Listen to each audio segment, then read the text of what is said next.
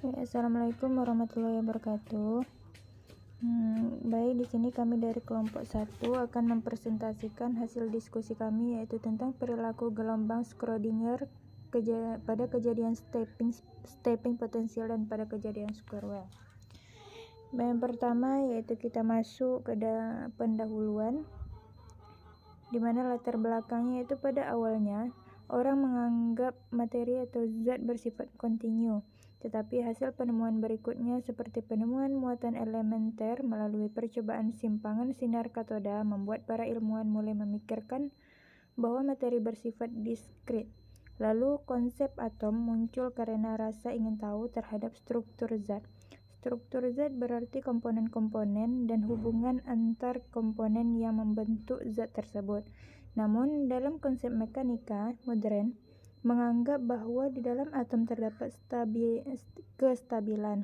Hal ini didukung oleh percobaan yang dilakukan oleh J.J. Balmer pada tahun 1855 yang bereksperimen tentang pemanasan gas hidrogen pada beda potensial tinggi yang menghasilkan spektrum emisi diskrit, dan juga ditambahkan dengan teori atom Bohr yang menyatakan bahwa elektron memiliki kestabilan.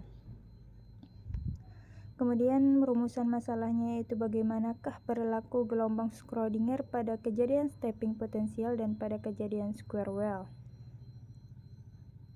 Kemudian tujuan pembuatan makalah ini yaitu untuk mengetahui perilaku gelombang Schrödinger pada kejadian stepping potensial dan pada kejadian square wave. Kemudian lanjut yaitu manfaatnya, yaitu hasil dari pembuatan PPT ini diharapkan bermanfaat bagi pembaca dan sebagai landasan dalam pembahasan perilaku gelombang Schrödinger pada kejadian stepping potensial dan pada square wave. Kemudian bab 2 yaitu kajian teori. Mana landasan teorinya itu terdapat di dalam Quran surah Az-Zumar ayat 68 dan juga terdapat di dalam Quran surah Hud ayat ke-94. Kemudian landasan yuridis, di mana yang pertama yaitu Peraturan Pemerintah Nomor 19 Tahun 2005 Bab 3 Pasal 14 ayat 1. Yang kedua yaitu Peraturan Pemerintah Nomor 17 Tahun 2010 Pasal 34. Yang ketiga yaitu Peraturan Pemerintah Nomor 17 Tahun 2010 Pasal 35 ayat 2. Dan yang keempat yaitu Restra Kemdiknas yaitu 2010 sampai 2014. Kemudian kajian teori tentang pengertian Schrödinger. Dalam mekanika kuantum, persamaan Schrödinger adalah persamaan matematika yang menjelaskan perubahan tiap waktu dari sebuah sistem fisika di mana efek kuantum seperti dualitas gelombang ataupun partikel menjadi signifikan. Persamaan Schrödinger adalah rumusan inti bagi semua aplikasi mekanika kuantum, termasuk teori medan kuantum yang menggabungkan relativitas khusus dengan mekanika kuantum. Kemudian pengertian gelombang. Gelombang merupakan getaran yang merambat. Gerakan gelombang dapat dipandang sebagai perpindahan momentum dari suatu titik di dalam ruang ke titik lain tanpa perpindahan. Gelombang juga didefinisikan sebagai getaran yang merambat melalui medium berupa zat padat, zat cair, dan juga gas. Kemudian kita masuk ke dalam bab pembahasan persamaan Schrödinger. Persamaan Schrödinger adalah persamaan matematikan yang menjelaskan perubahan tiap waktu dari sebuah sistem fisika di mana efek kuantum seperti dualitas gelombang atau partikel menjadi signifikan. Persamaan Schrödinger mempresentasikan elektron ataupun partikel. Solusi dari persamaan Schrödinger adalah diperoleh fungsi gelombang dan spektrum energi partikel tersebut yang selanjutnya dapat digunakan untuk menjelaskan sifat atau keadaan dari partikel tersebut di alam semesta. Kemudian persamaan diferensial parsial linear yang menggambarkan evolusi waktu dari fungsi gelombang sistem. Jadi persamaan gelombang Schrödinger adalah persamaan yang dinyatakan dalam bentuk fungsi gelombang dari gelombang materi dalam kondisi fisik berbeda. Anggap sebuah partikel bermassa m bergerak pada arah positif sumbu x. Energi potensial partikel tersebut adalah V, momentumnya adalah P, dan energi totalnya adalah E. Maka persamaan gelombang dari partikel bebas tersebut adalah sebagai berikut. Kemudian persamaan Schrödinger yaitu V dalam kurung X adalah energi potensial dari partikel yang tergantung pada posisi X. Kemudian pembahasan perilaku gelombang Schrödinger pada kejadian stepping potensial. A. Hipotesis de Broglie. Compton menyatakan bahwa gelombang elektromagnetik dapat berperilaku seperti partikel cahaya ketika berinteraksi dengan materi. Pada tahun 1924, Louis de Broglie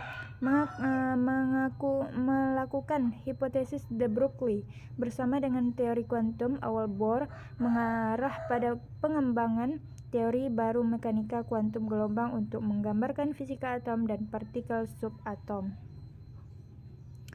Menurut hipotesis de Broglie, foton tak bermassa serta partikel masih harus memenuhi satu persamaan himpunan hubungan yang menghubungkan energi E dengan frekuensi F dan momentum linear P dengan panjang gelombang.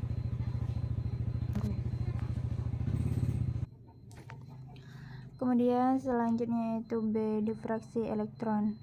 Konfirmasi melalui eksperimen dari gelombang materi datang pada tahun 1927 ketika C.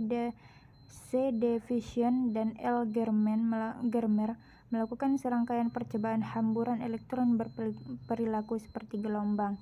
Diffusion dan Germer tidak bermaksud melakukan eksperimen untuk mengkonfirmasi hipotesis de Broglie. Konfirmasi datang sebagai produk simpangan dari studi eksperimen rutin mereka dari permukaan logam yang ditembakkan elektron.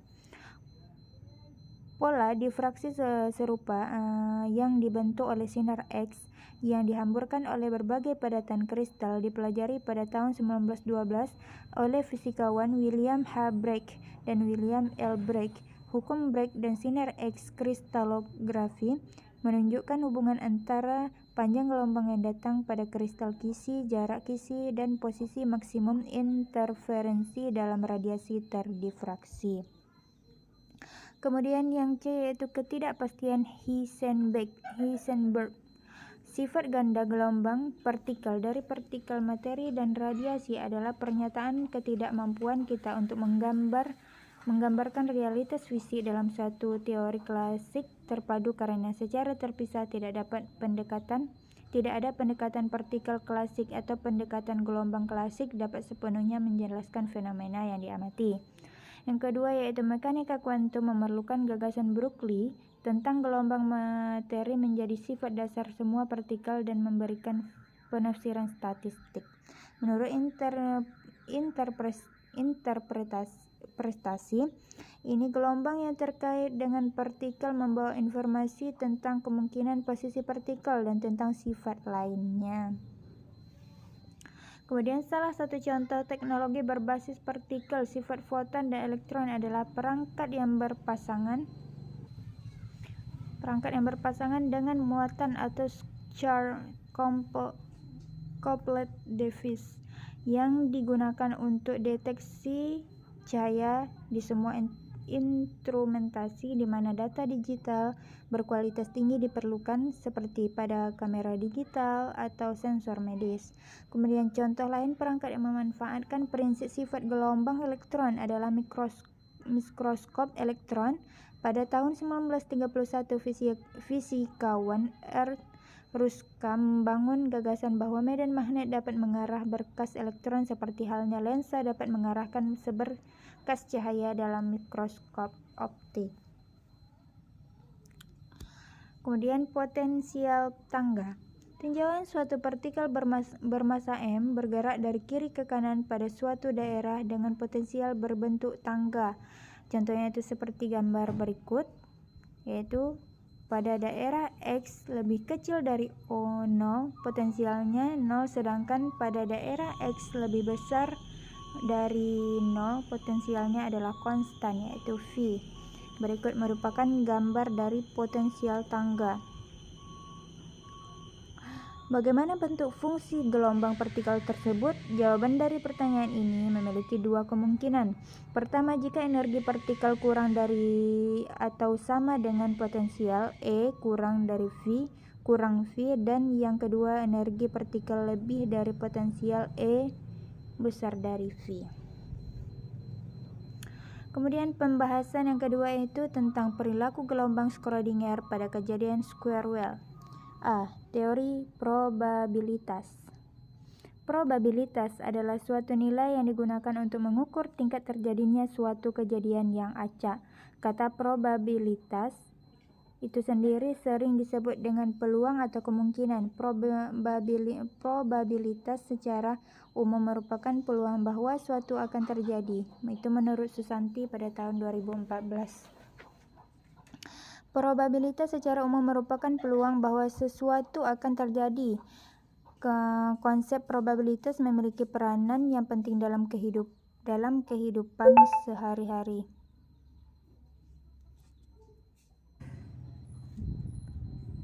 Mulai dari bidang ilmiah, bidang pemerintahan, bidang usaha ataupun industri, sampai pada masalah-masalah kecil seperti masuk kantor atau tidak karena awan tebal yang kemungkinan akan hujan deras dan banjir. Kemudian B. Teori normalisasi. Persamaan ini berasal dari pendapat bahwa probabilitas untuk menemukan partikel di suatu titik sepanjang sumbu X adalah 100%, yang memperlihatkan bagaimana mendapatkan tetapan A yaitu pada persamaan. Kemudian C yaitu ketidakpastian Heisenberg. Sifat ganda gelombang partikel dari partikel materi dan radiasi adalah pernyataan ketidakmampuan kita untuk menggambarkan realitas fisik dan dalam satu teori klasik terpadu, karena secara terpisah tidak ada pendekatan partikel klasik atau pendekatan gelombang klasik dapat sepenuhnya menjelaskan fenomena yang diamati. Keterbatasan pendekatan fisika klasik ini didasari pada tahun 1928 dan kemudian lahirlah teori statistik baru yang disebut mekanika kuantum. Teori ini diprakarsai oleh Bohr, Edwin Schrödinger, Werner Heisenberg, dan Paul Dirac.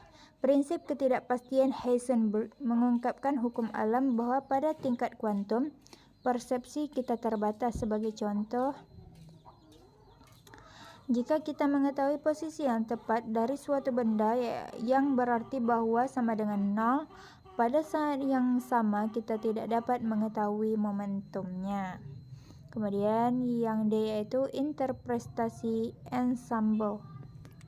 Probabilitas kuantum mekanik dipandang sebagai penjumlahan statistik frekuensial. Berbeda dengan interpretasi lainnya, ensemble interpretation (EI) tidak memberikan solusi eksotis ataupun fisis terhadap QM ataupun quantum mechanics. Sebaliknya, L mengumumkan ide yang cenderung masuk akal dan mudah dicerna.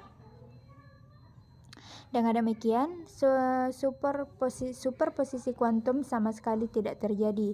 Jika kita melakukan percobaan kucing Schrödinger sebanyak 1000 kali, maka kita akan mendapat hasil sebanyak 500 kucing mati dan 500 kucing hidup. Pandangan ini berakar dari konsep probabilitas frekuensial. Menurut probabilitas frekuensial, peluang terjadinya suatu hal diindikasikan oleh seberapa seringnya hal tersebut terjadi dalam satu rentang pengujian. Kemudian yaitu dengan pendekatan yang sama, L memberikan cara berpikir baru, yaitu statistik kuantum. Setiap pengukuran hanya akan memberikan hasil tunggal, tetapi jika banyak pengukuran dilakukan, barulah terlihat adanya sebaran probabilitas. Ilustrasinya kira-kira seperti berikut.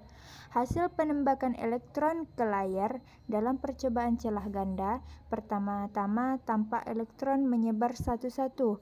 Meskipun demikian, seiring dengan banyaknya elektron yang berkumpul, terbentuk garis-garis yang tepinya agak kabur sesuai dengan sebaran probabilitas. Kemudian bab penutup yaitu kesimpulan dari hasil presentasi kami, yaitu persamaan gelombang materi Schrödinger untuk elektron yang bergerak mengelilingi inti atom hidrogen dalam sistem koordinat kartesius dengan energi potensial listrik. Schrödinger merumuskan teori mekanika gelombang yang menggambarkan perilaku partikel kecil yang membentuk segi materi gelombang. Pada intinya, Schrödinger menggambarkan besar energi perilaku partikel, yaitu bersumber dari mekanika Newton. Yang kedua, sukunya dikalikan dengan fungsi gelombang. Kemudian sarannya itu dengan memahami langkah-langkah dan penjelasan dalam pembelajaran fisika kuantum tentang perilaku gelombang Schrödinger pada kejadian stepping potensial dan pada kejadian square wave, maka dapat dilakukan penggalian dan analisis kearifan lokal untuk pembelajaran fisika kuantum. Dan penulis mengucapkan terima kasih kepada semua pihak yang telah memberikan petunjuk dan pencerahan mengenai materi yang telah disampaikan.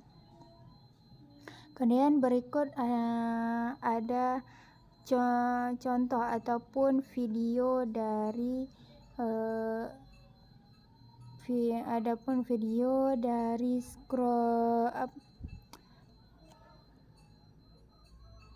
Oke, baik. Berikut kami akan menyajikan video yang bersangkutan tentang perilaku gelombang Schrödinger pada kejadian stepping potensial dan pada kejadian square wave.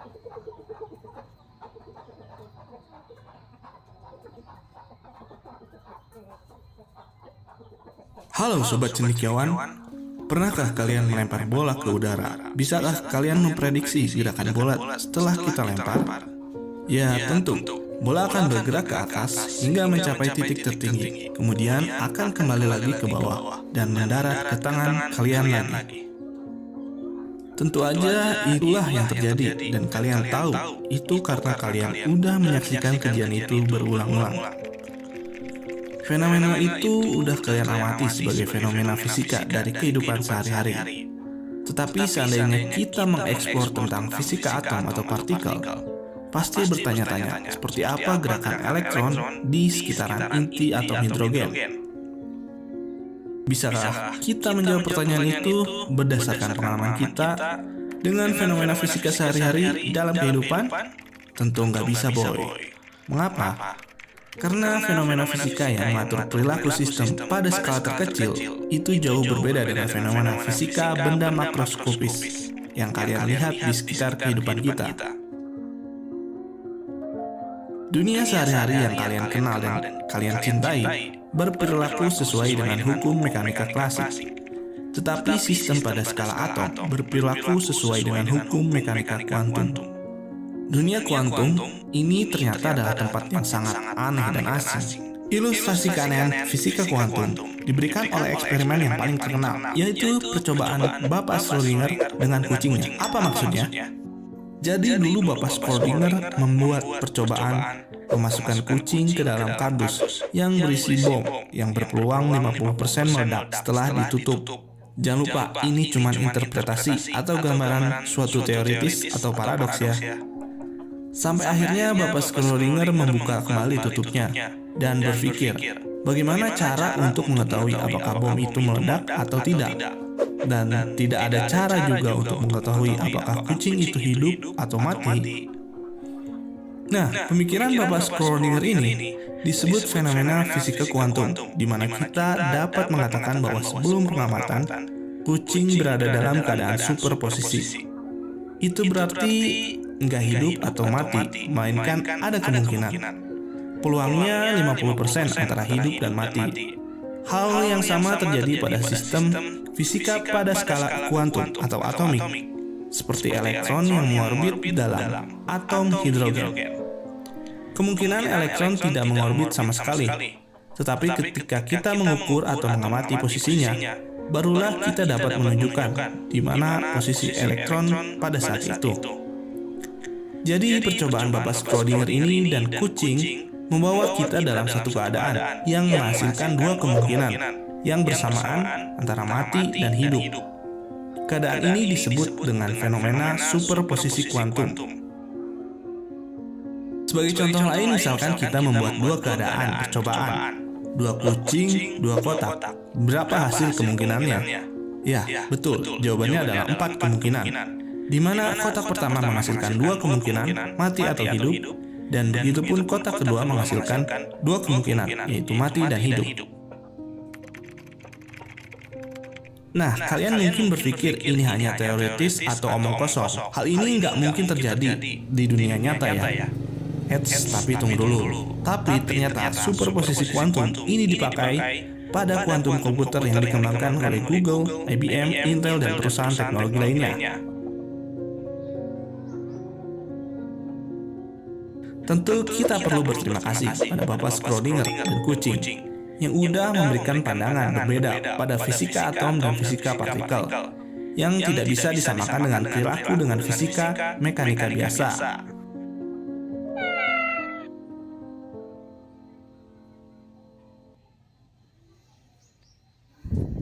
Oke, baik.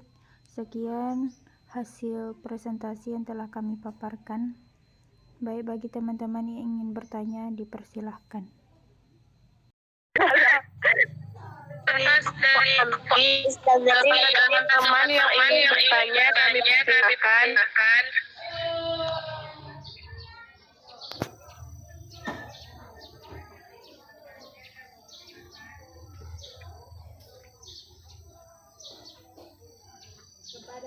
Dari silakan.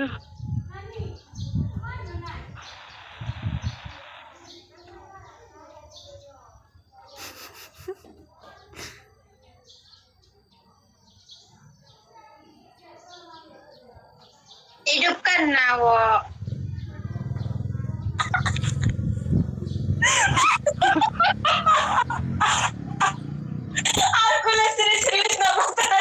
Terima kasih kepada kelompok penyaji. Saya kelompok 2 ingin bertanya, yaitu apa yang mendasari teori atom mekanika gelombang Schrödinger?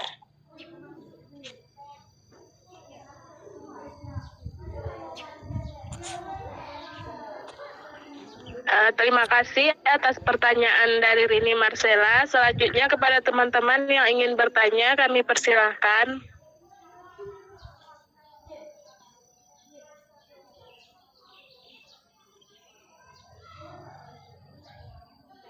Kepada Suci Rahnia, kami persilahkan. Baiklah, saya dari kelompok 3 ingin bertanya kepada kelompok 1. Pertanyaannya, apa kegunaan fungsi gelombang dalam persamaan Schrödinger? Terima kasih. Yang sudah bertanya, baiklah kami akan menjawab pertanyaan dari Rini Marcella terlebih dahulu. Apa yang mendasari teori atom mekanika gelombang Schrödinger? Schrödinger berhasil merumuskan persamaan gelombang menjadi sebuah fungsi matematikan membentuk ruang 3 dimensi sebagai kebolehjadian menemukan elektron.